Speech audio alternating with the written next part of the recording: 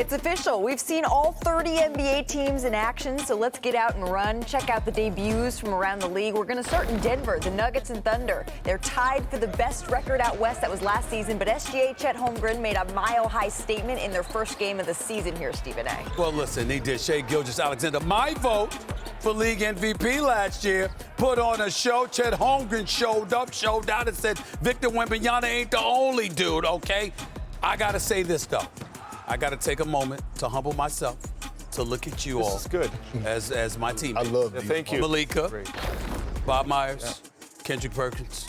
I owe y'all an apology. Oh, I want to hear more on that in just a minute. But it was Dallas that won the West last year. Klay Thompson looked like he's going to fit in just fine if Game 1 was any indication. Look at Luka Doncic running back on defense before Klay gets up to 3, Bob. Yeah, and the pressure was on Klay here, because when your teammate does that, you have to respond. And Klay, he can do this. I've seen this up close quite often. Happy for him, happy for his just joy for the game. I mean, after the game, he's doing his paper airplanes. He looks like he's having fun. The pressure seems to be off Klay for now, and he's a perfect fit for that Mavericks team. Julius Randle, Anthony Edwards, they didn't take too long to gel for Minnesota. Combined for 65 points to spoil DeMar DeRozan's Kings debut. Perk, how do you assess their chemistry so far? The leadership of Anthony Edwards. Before the game last shoot-around, he told Julius Randle, it's not our job to adjust to you. It's not your job to adjust to us. It's our job to adjust to you. Anthony Edwards completely took over the game in the second half with his facilitating and his scoring. Well, here's a look at the opening week leaders here, right? The Warriors lead in scoring after dropping 140 on the Blazers.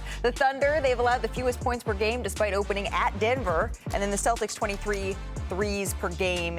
That's through 2 games. That paces the league as well. It's a very small sample size, but it's enough of a sample size that I think we might have gotten an apology started man. Stephen A. Yeah, you know. Listen, I want y'all all to hold on to this moment. Yeah, I'm going to do this. I'm ready. It's ready. I'm going to give it to y'all. All of y'all were right.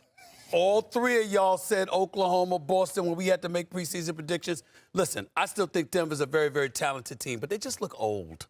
They just look old compared to Oklahoma City.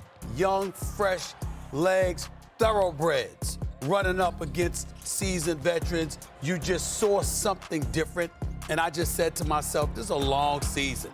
And I know it's just the start of it, but you're looking that way now in terms of looking old. I can't think you're going to look younger and spry once 82 games of attrition kicks in and the playoffs begin. So I just wanted to sit up there and say, for preseason predictions, y'all didn't do too bad. Y'all didn't do too bad. I gotta give y'all respect. I just love the apology. I just think this is great. I'm here for my brothers and sisters. I'm here for my brothers and sisters. I want to revel in this moment just a little bit because an apology to start out from Stephen A. Hold on to it. It ain't. They don't come. We're well aware. Once in a lifetime. They don't come. That's what stood out to me the most so far opening week. I don't know about you. His apology. What about you, Bob? Well, I'll tell you what. I love that we are completely overreacting after 1 or 2 games.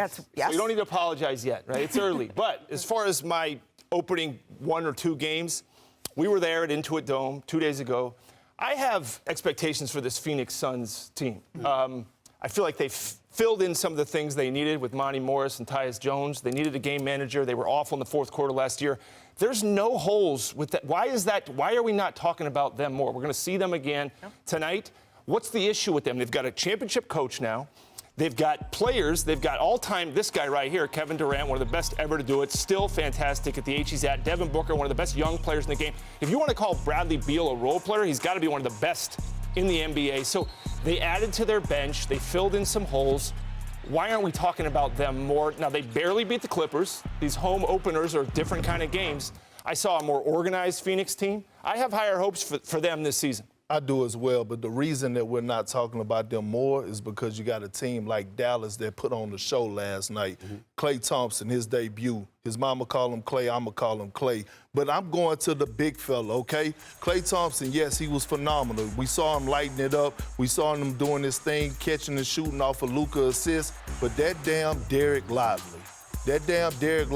A monster night, double-double with 6 assists off the bench. And listen, it is so huge and so impactful when you have an athletic big that could be a live threat and a dunker spot player. Defensively, he might be the best defensive big in the game. The way that he's able to anchor that defense, cover pick and rolls, He had Victor Wembanyama in hell yesterday, the way that he was guarding him. I'm telling you, that young man, Derek Lively, is a needle mover. All of you guys out here are focused on the Western Conference. How about Paolo Banchero? 33 points, double-digit believe in that rebounds, brother. Me too. zero I believe in that turnovers. brother. His opener, I like that one that certainly stood out to me. But Wanna try to bust at what I look like. Think I'm gonna try to wear